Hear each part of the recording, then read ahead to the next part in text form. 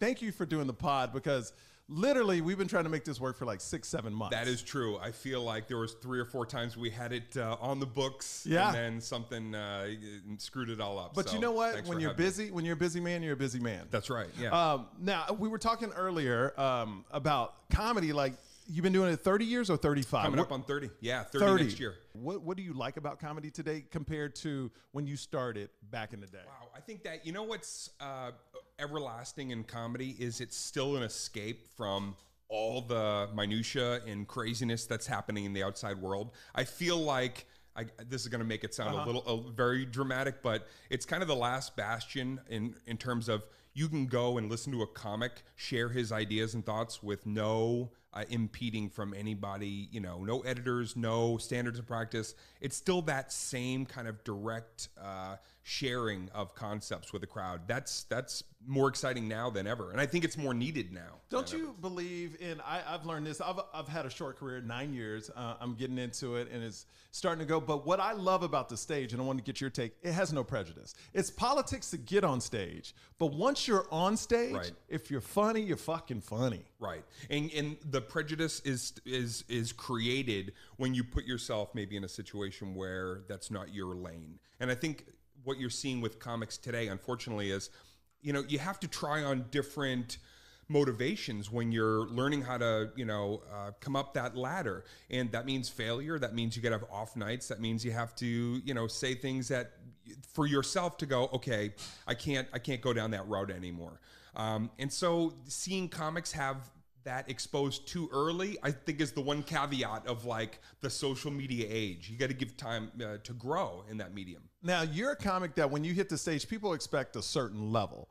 How tough is it for you to work out new material, knowing, you do the Laugh Factory, Comedy Store, Improv, but it's unlike a comic like me where they're getting to know me as a comic, where right. You're legendary in the game. You've been there. So how do you work out new material when they say you got 15 minutes? When you walk into a room and you have that, and you know that like people already have a preconceived notion of like whether they're a fan or not. You can hear it if you do like a pop in and they say your name. Somebody said the other night, we got a special guest. We're gonna bring him up on stage now, and Dane Cook. And you hear some people go like, like they're excited, and then you hear some people's like hands hit the. Hit the table. Oh, he's our special guest? And my line then is I usually get up and I'll say like, yeah, I know, I thought it was Dave Chappelle too. And you'll get that mix. Some people go, oh no, we love that it's you. And some people, so it's good because you want to try new stuff in front of crowds that have no opinion.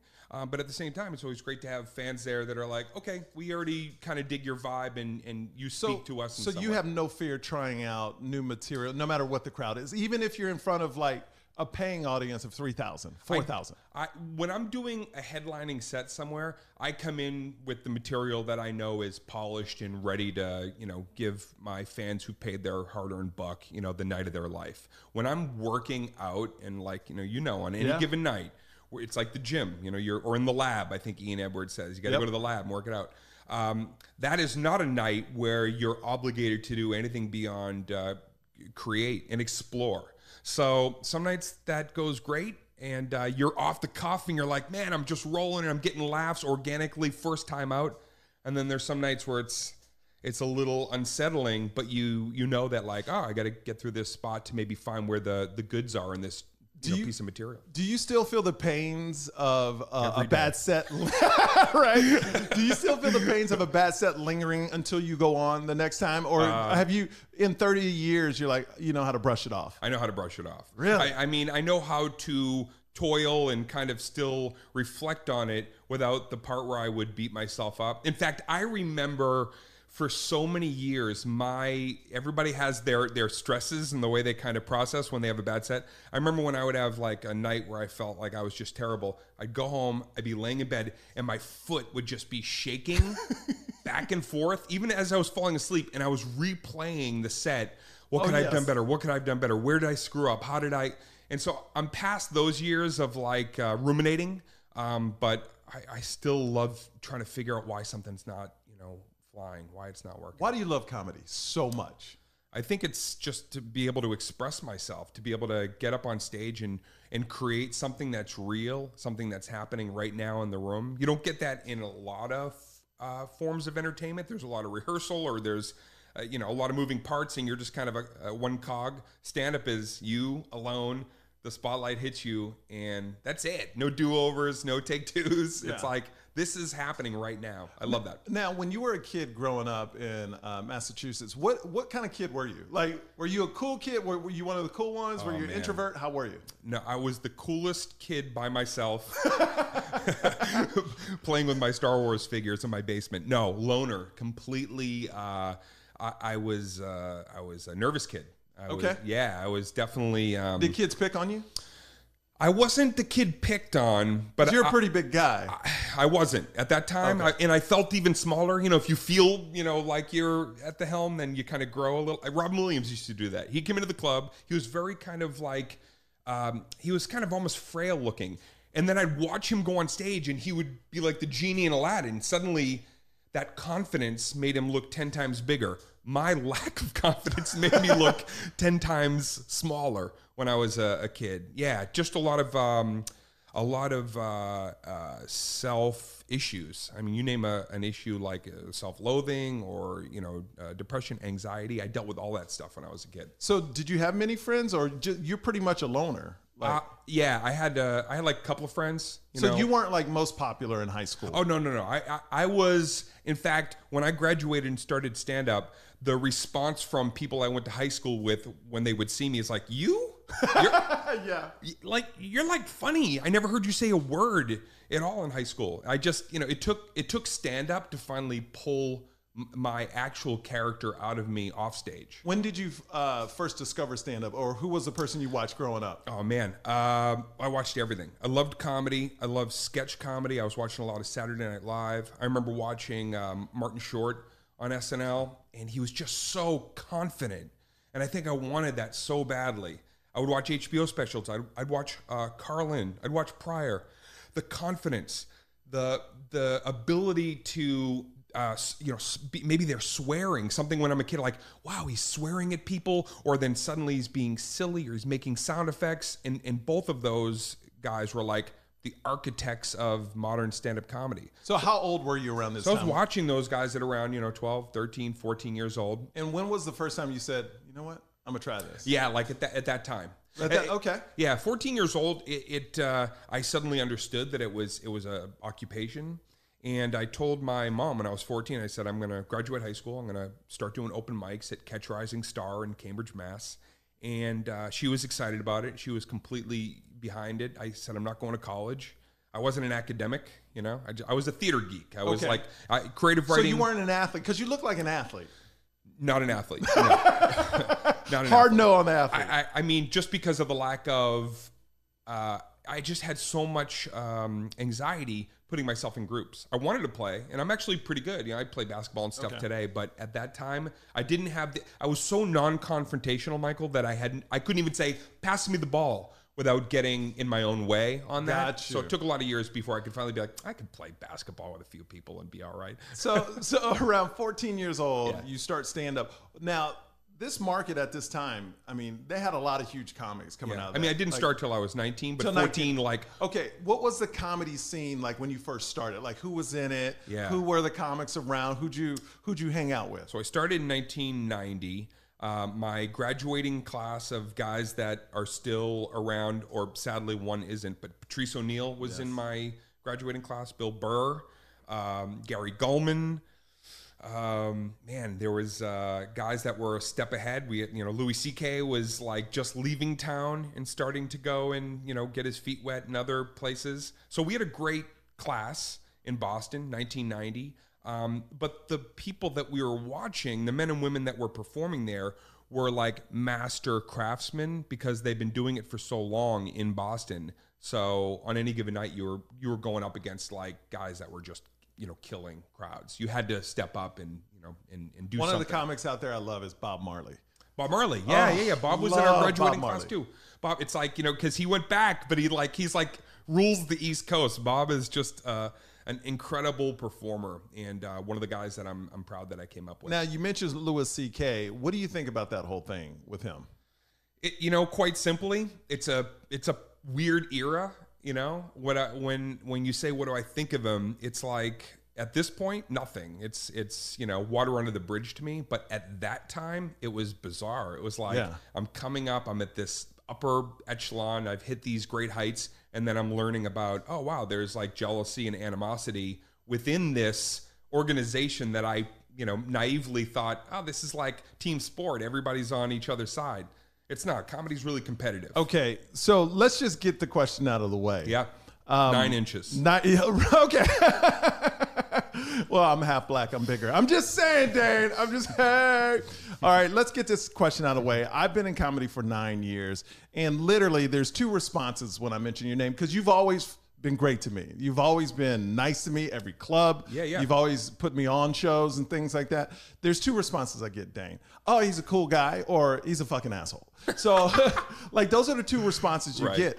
How did that happen, and what did you do you think contributed to that?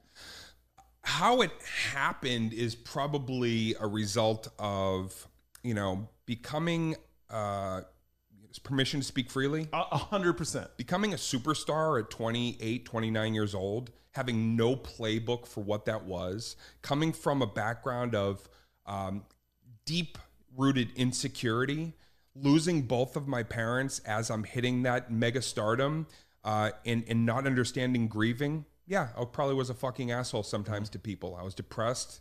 I was confused.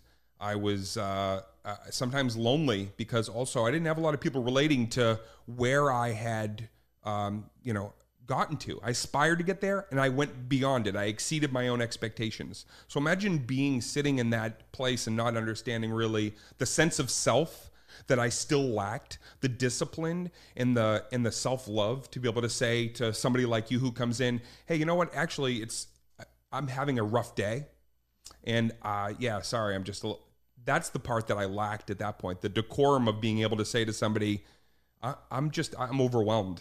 I couldn't say that. I think I was also a little too proud to say that. Young, overwhelmed, proud, a lot of that stuff, ego, all that stuff mixing. Imagine coming in the same realm. So the people that you talk to that say, I love Dane and he's cool, well, they were probably people that saw me before, then, and after to be able to understand kind of the plight that I was experiencing. Is there anything you wish you could have done different?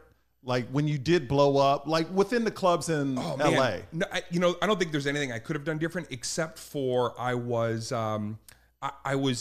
becoming introduced to people who would then be mentors that were much further down the line in their career and had reached levels of success that were even greater than what I had accomplished. So once I finally found those mentors and people that I could kind of like therapeutically open up to and say, I don't know how to do this. I'm not sure if I'm taking the right, what's the right protocol. And I could have people come back and just, tell me straight what the deal is.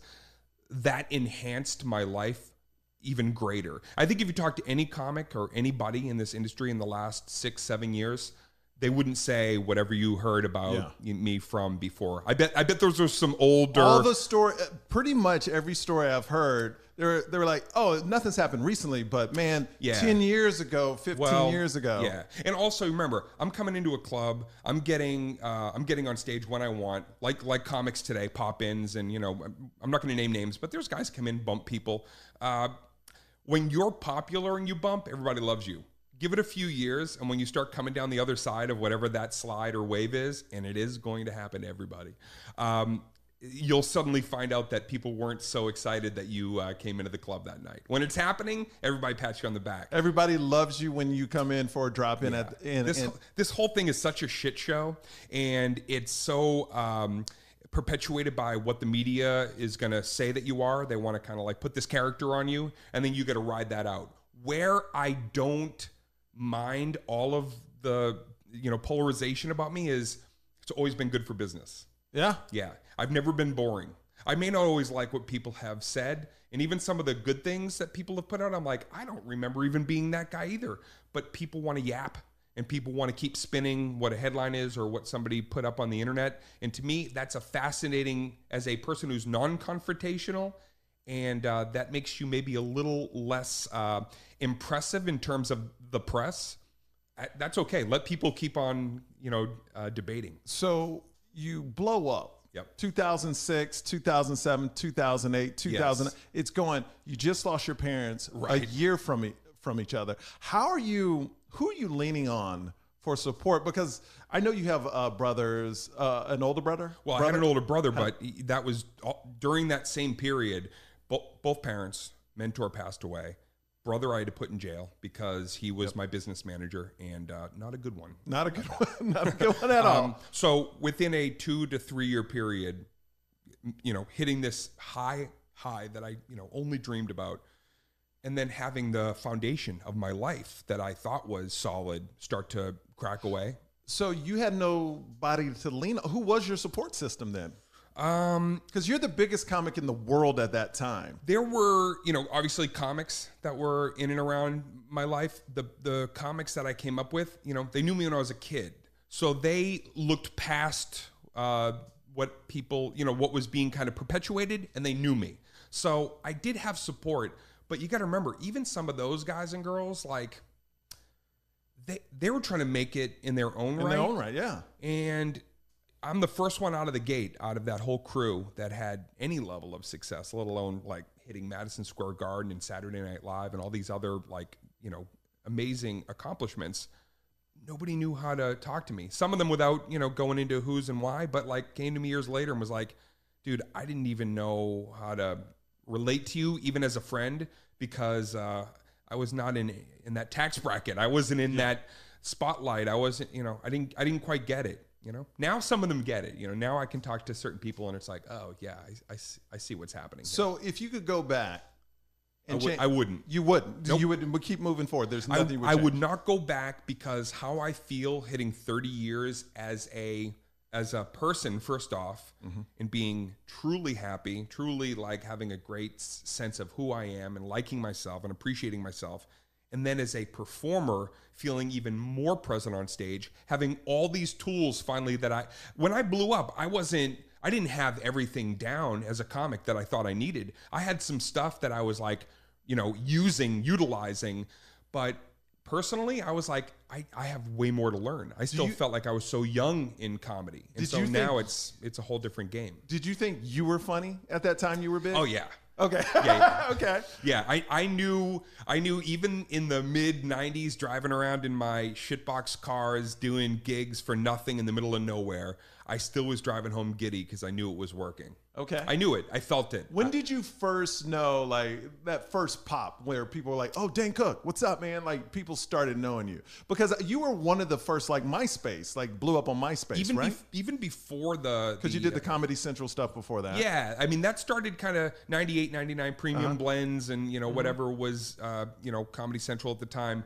But even prior to that, I started to understand that I was doing a lot of colleges in the first few years. Even though I was still green, I was getting some laughs, and I was already having, students say, hey, I saw you at the University of blah, blah, blah. I drove to this school to watch you again with my friend. That's when you knew. And I'm like, okay, if that's happening with 300 or 400 people and I'm starting to see repeat customers, to me, numbers and all those analytics are simple. Here's a quick, for anybody that's trying to build anything. If you can get 100 people interested in what you're doing, you can get 100 million people interested in what you're doing.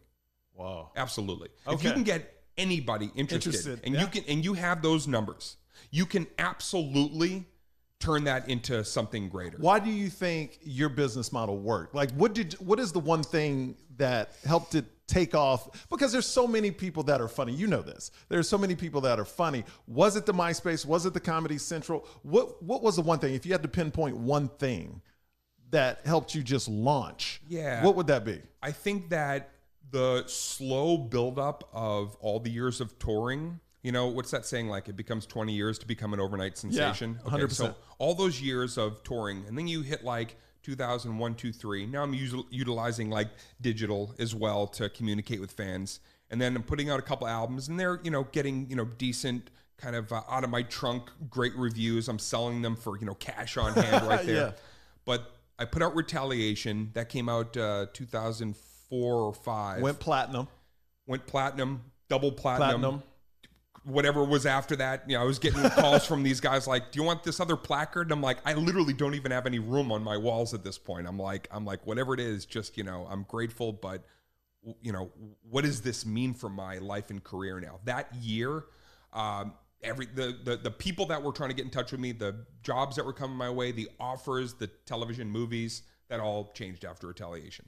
Wow. Okay. So that was kind of my gateway moment into the next level. So you moved into movies, and then you had a couple TV pilots that didn't go. Were you surprised? Because you're the biggest comic in the world. You're like, the TV pilots are going to go. I didn't think the TV pilots would go. Did you not think they were good? I thought that here's what I knew in how my comedy was in the middle of an evolution of where I was to where I am now and where I wanted to be. I relied so heavily on physical comedy at that time. I was so enthusiastic within every piece of even written material. There was just always the sheen of animated something.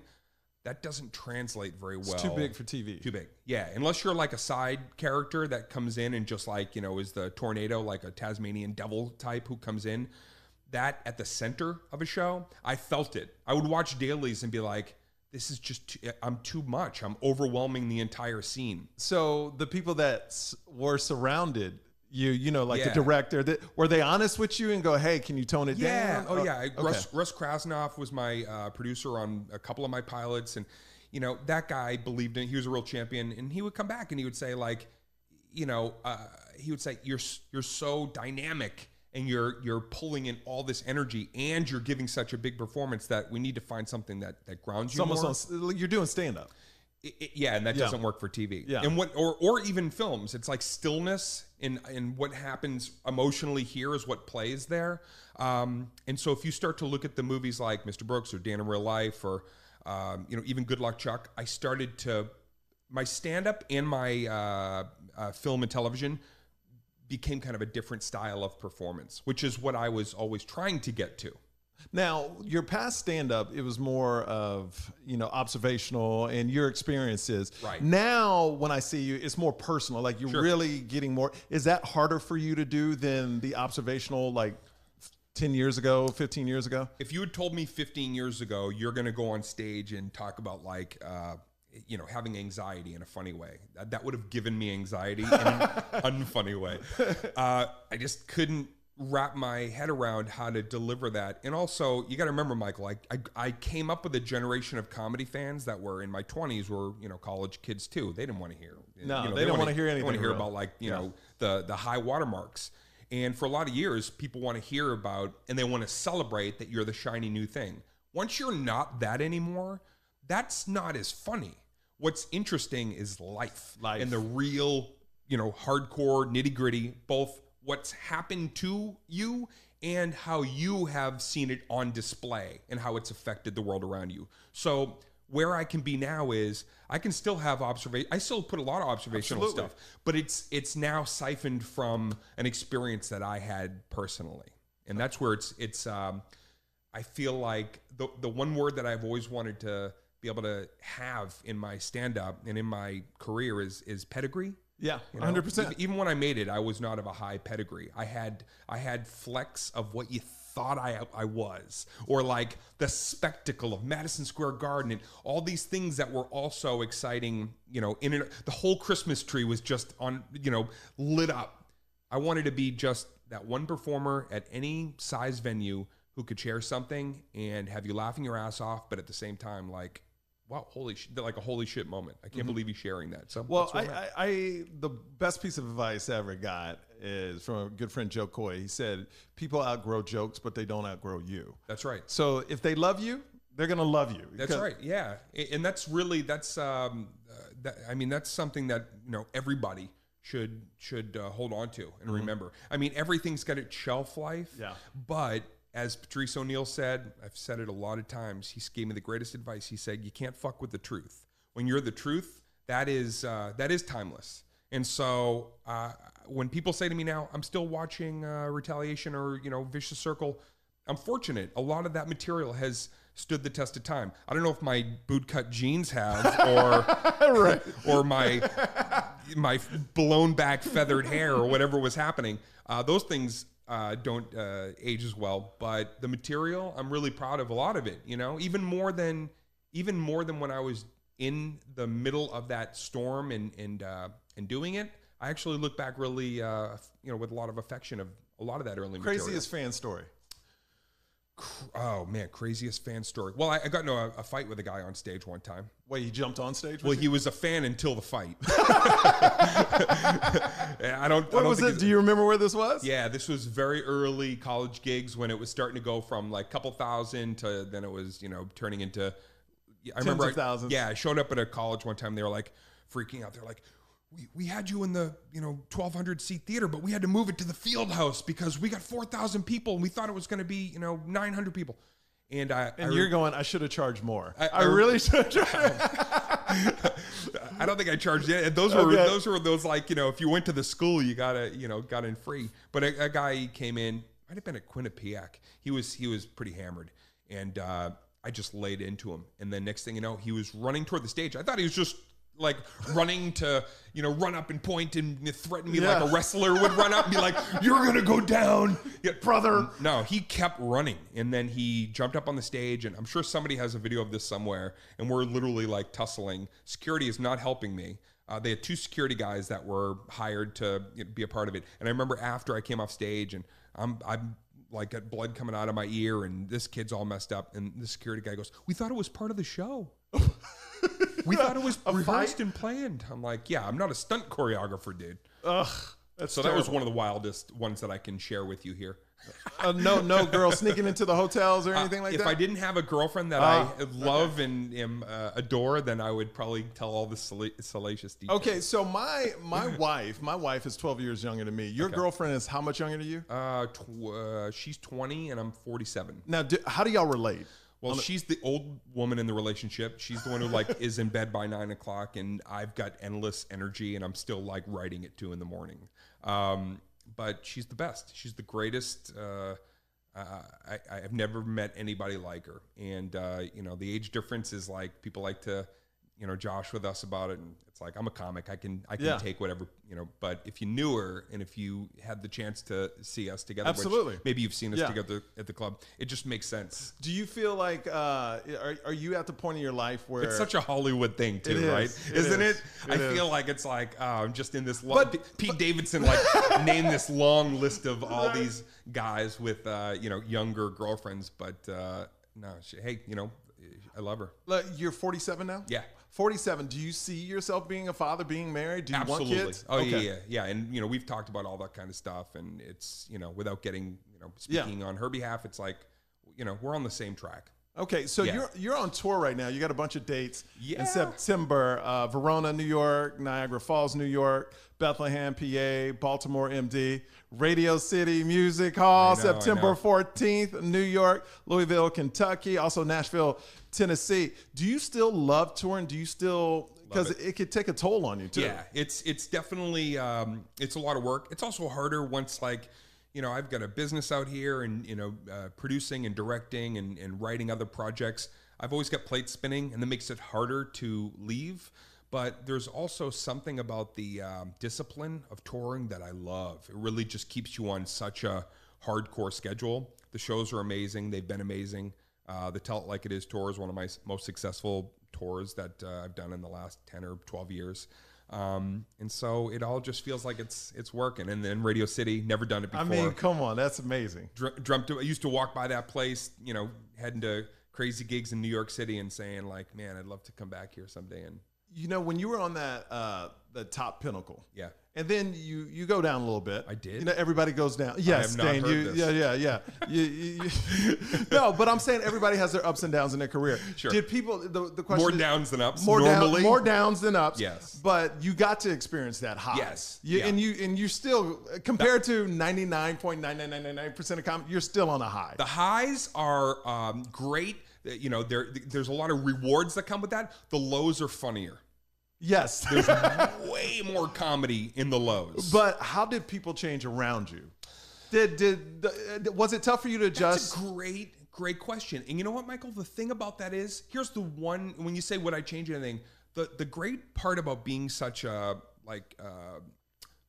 guy with, I didn't have like a posse, I didn't have somebody who always kind of traveled solo, is when it all went to that level or this level or over here, it's like, I've always maintained a certain level of sanity because didn't have a rotating door of like hangers-ons around me. Yes, men. The same people are really in my life. I have great friends out of the business. A lot of them aren't even in show business.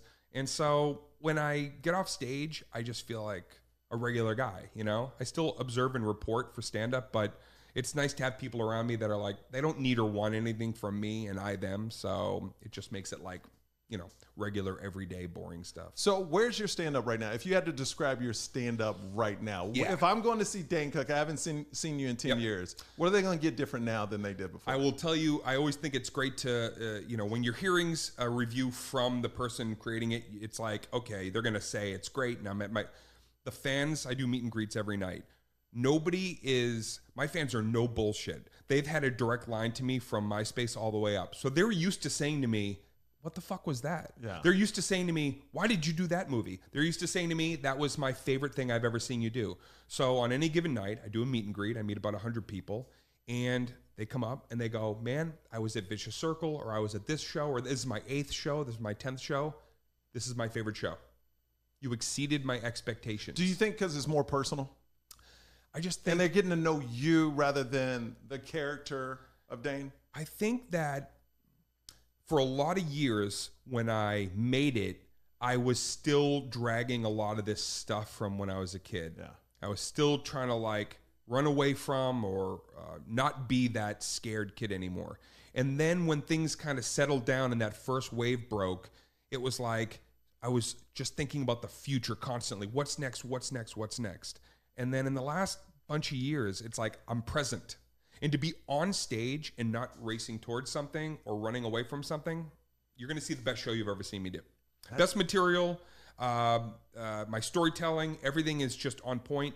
No LPMs lost, no laughs per minute lost. You're coming out, you're paying your hard-earned buck, you're going to see your favorite show that you've seen me do. And I know that just from what people are telling me this whole year. See, that's great. That's great. That's what I love about comedy is you can evolve. You know, they can know you, and it must be awesome to see people from 10 years, 15 years ago still coming out to support you, that longevity. So for anybody watching this that is, first of all, it's like, how can I create longevity, or what can I do to be a better comic? What advice would you give to them? Well, I think that it's imperative to stick to your guns in terms of when you're first starting out. I feel like when we're first starting, we have like a natural voice inside of us that's the reason we're there in the first place. And then a lot of noise starts to happen. A lot of people start telling you what you're doing wrong. A lot of people start telling you, if you want to work at this particular place, you got to be this kind of comic. If you want to get on TV, you got to have this kind of material.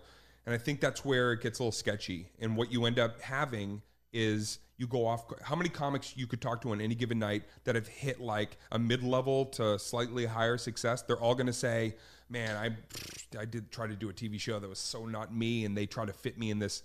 You got to be authentic.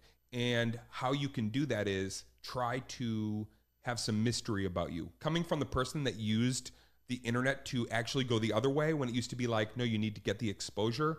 Now I have a different philosophy. Don't do that.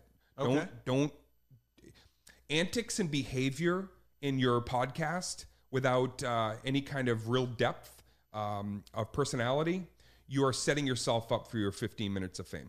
Antics and behavior, just a silly, goofy character for that moment, you're going to get clicks. You're going to get a lot of people going, we love this. But what if they don't love it in a couple of weeks and you have nothing else that you've integrated into the antics and the behavior? It's not a route that you should go down. Stay off the internet, work on your stuff at clubs, anywhere you can get where people aren't going to like be in your face about what you're doing wrong, and just, try, fail, and you'll figure it out. I see you every time on your father or mother's birthday or Father's Day, Mother's Day. You always do a post to them, which is very nice. What would they say about Dane today? Oh man. Well, my mom would say, I knew it. I knew it. She saw the whole thing. She was like a real, she had like a psychic ability. When I was 14, 15, we'd talk about like big dreams, and she was talking about Radio Cities, and she was talking about, baby, you're going to take it to the heights. And I did get to show her everything. Before my mom passed away, the arenas were happening, and she just would, on any phone call or sitting down with her, say, I saw this. I saw it when you didn't even see it in yourself.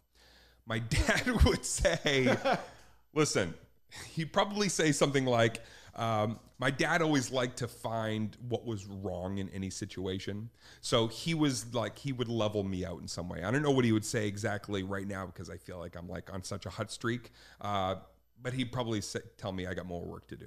You got more work to do. Yeah. But that's what all dads do, right? Yeah. I mean, it's just that whole thing about like the yin and the yang of how my mother was so confident for me when I didn't have it. And my dad could be so, he was just really good at, he could somehow almost, I don't want to make this sound wrong, but like he could make you feel less enthusiastic about something because maybe you were just dreaming of it more than actualizing it.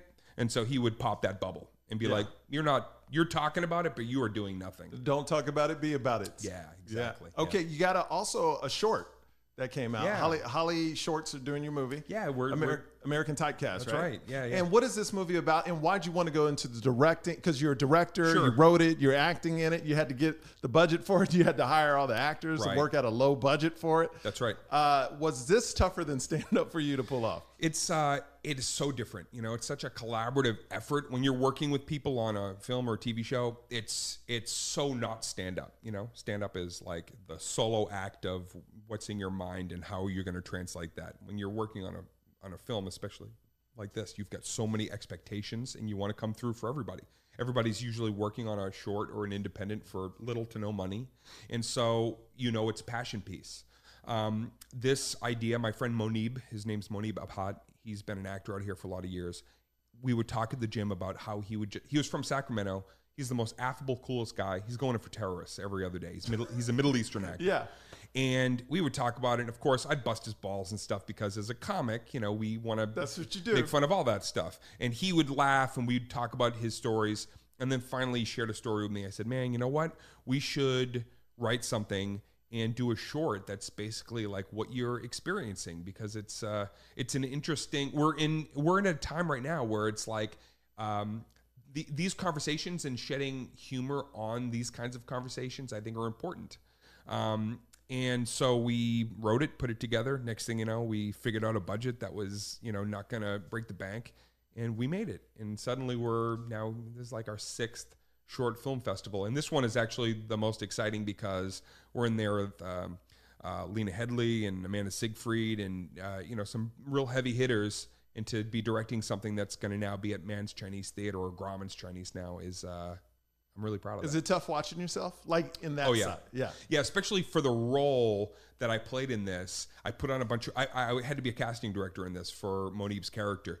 And I was kind of in pretty good shape at that time. So I was like, I'm just going to like gain a bunch of weight and like let myself go a little. So I just looked like this kind of like everyday, you know, dad bod guy. What I forgot was I'm 47 and losing that was not as simple as it used to be. That was a nice lesson in how to get into ketosis. Right. But very, very happy with the film. And now we're trying to parlay it into a series. So a series, we'll see. Yeah. hopefully. Yeah. So what's the movie about though? What's the short about? Yeah, so it's a day in the life of a Middle Eastern actor, and we're kind of following him as he's going from audition to audition, playing, bomber, every audition is a terrorist, right? Yeah, in fact, my friend Monib, it's like his acting reel is like, this is me blowing up a helicopter on NCSI. This is me as the bomb guy in this Criminal Minds, blah blah blah. It's just all bad guy roles. So is it a comedy or is it dramedy? It's kind of a dramedy, okay. but I really feel like without giving too much away, something happens in the third act of our short. It's about 16 minutes long that is going to give him a hero moment unlike anything he'd ever experienced playing these kinds of roles. And where can people see it? Can everybody go to this festival? So Holly Schwartz is happening right now. We're hoping that we're going to do a few more festivals this year, and then it's either eventually going to end up as part of our series or I'll put it online at some point. But for right now, we can't share it with people because it's in contention for different shorts and programs and stuff. Now, going back to comedy, now everybody has cell phones. Right. Everybody tapes stuff. Sure. Are you more cautious when you go on stage? No, I don't. Going through all that media, going through like the the intensity of what that whole period of, you know, backlash and all that prepared me for, I'm not out of step with my opinion or with my comedic observations. I'm confident completely that if you want to take me out of context, there's certainly a way. Yeah. You could film anybody, and it happened to me once. Somebody put something on CNN, and it was you know, something I'd said you know, some years back, and it was like, oh, they took a fragment, and of course anything can sound you know, uncouth when you're edited. But as far as if somebody filmed my whole set and it went up online, you might go, "Wow, this isn't particularly funny," but I'm not proud of anything that I'm putting out there. Should comics apologize? No. Okay. No. I think that I've heard, you know, comedians have to apologize because maybe they truly felt like they had caused somebody, you know, real pain with a comment. I don't think it's bad to apologize to a person if it was a personal infliction, but apologizing just for because a lot of people got mad. You're just apologizing just to and man, we just live in this strange time now where very sensitive, man. Yeah, everybody feels like everybody on the internet feels like they have some kind of stake in you, and therefore you know, if the mob comes after you, you know, you have to become adhere to what it is that they want you to be. And I don't subscribe to that. I think it's like, let people mess up, let people make mistakes. Sometimes your worst moment in life becomes the thing that gets you to greatness. Mm-hmm. Why should the worst moment in your life be so picked apart that it makes you want to pack up and actually quit and maybe never strive to be something better than what you were in your low moment, to then become something that actually matters to people? That's fucked. Yeah. People should seriously sit back before they hit send and really think about what it is that they're putting out. And this is going to sound wrong me saying, but I think everything went all haywire when everybody gets to voice an opinion. You know what I mean? Like, it's good that you have an opinion, but once you can go attack people with that opinion online, and like, you don't have to show your face. You can put a cat profile on there. Right. You could be hidden. Like, my thing with the internet, and this is never going to happen, but if you're a hateful person and you're putting out, they shouldn't let you do that. They should put like your profile, your name should be on there. License. You need to have like what Facebook did with politics. Now you have to register, you have to show a license, you have to show all these Russian. You have to be exactly. You have to be Russian. But at least they're trying to do something to, if you're putting out hateful stuff,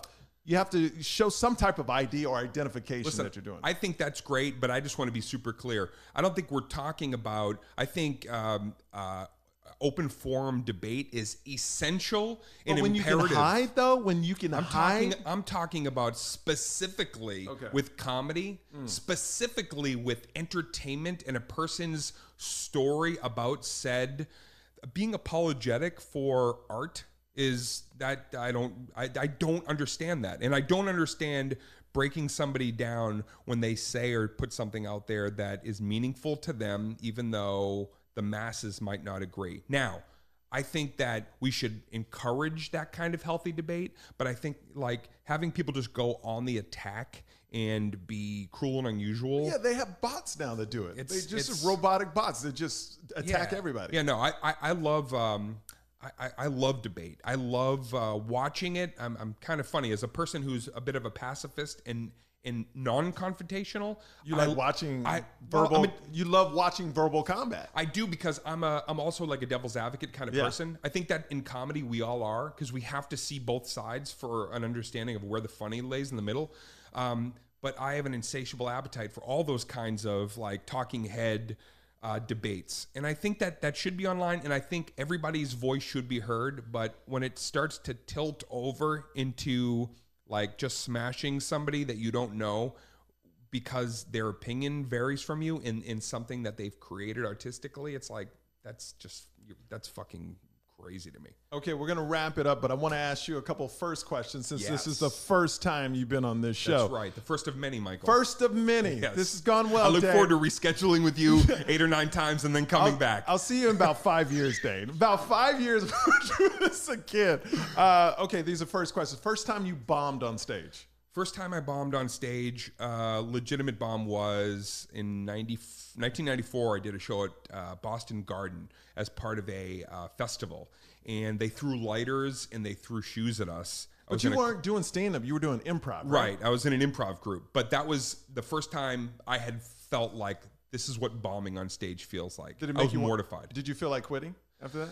I didn't feel like quitting, but I'd never experienced anything in my body as I felt this. I had like genuine fear leaving the stage that night of like, is that what it's going to be every time in a group or by myself? That was rough. That was a hard one. What about, did you ever bomb by yourself on stage? Yeah, I mean, I had rough sets, but I also feel like I never had, I loved improv. And when you do a lot of improv, if you watch like a Jeff Garlin on any given night, well, a good set or a bad set, it's so opinionated. It's like Jeff's doing Jeff. Jeff's being in the moment. And I feel like for me, in a lot of my early years, I didn't feel like I was bombing, even if I had a off night or a rough set, because I was working. I was playing. Yeah. So I've definitely taken a hot one here and there. Okay. First concert you ever went to?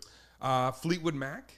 Yeah. Okay. Fleetwood Mac. Were you a fan, or was this something your parents brought you to when you were younger? No. My oldest sister and brother at the time brought me to see them. We had been listening to them all summer on vacation in Maine, and they came through Boston, and my family took me to see them. First time you ever got in a fist fight? Fist fight? Probably like sometime early in high school. Were you a fighter? Like, no. I didn't want to be in the fight. In fact, I don't think my fists were actually in the fight. Like, I don't think I made contact. I think I had them there, but I think that was probably over pretty quickly. First celebrity crush? First celebrity might have been. Oh wait. Uh-oh. Okay. Here we go. There was a show called Kids Incorporated. Kids Incorporated. That's right. I don't know. Fergie was on that show. She was on that show. Yeah. So when I was a kid, she was on there. And then there was another singer, Martika, who Eminem ended up using her Toy Soldiers song. So I remember them being my first like TV crushes. Oh, very nice. And first big purchase, when you busted, when you went huge and selling all these shows, first big purchase. Well, first thing I ever bought with any development deal money or whatever was my mom. I got her a house. I bought her a condo that she wanted. And for myself, I think it was a LX SC 430 convertible. And I was like, I made it. I am on top of the world. And I bought it. I didn't lease it. Like here's the cash. I bought this car outright. And I remember driving away. You got to remember, though, that to me, that having that new car after how many years of road dog gigs, I could name 6 shitbox cars that I had. None of them made it to the final gig that I was supposed to be getting to. They were probably still on the side of a highway somewhere in New England. And I said, I'm going to buy myself a cool car someday when I finally make it. All right. So people can go to danecook.com for all the tour dates? We added some new tour dates. There's still maybe a couple of Radio City tickets available, but I'm hearing that's already sold out. Everything else. That show's still 2 months away, dude. Like a month and a half. Sold out like 6 months ago. 6 months ago, they were already talking about, should we add another one? And I said, I was going to do this tour, it's like one time through because I'm hitting so many different spots. Yeah. But I'll definitely do another one already. And people can look out for the short. Yeah. American Typecast. If you're in Hollywood, you could see it. And if not, then at some point, hopefully it'll just be online or on a TV show somewhere. All right. Well, Dane, thank you so much Michael, for stopping thanks. by. Dude, I'm glad we finally did it. Dude, thank you. I appreciate it, man. This has been great. Yeah. For all you people watching, make sure you subscribe. Make sure you like it. Make sure you share it. Dane Cook, episode 3, Michael Yo Show. We're out. Right.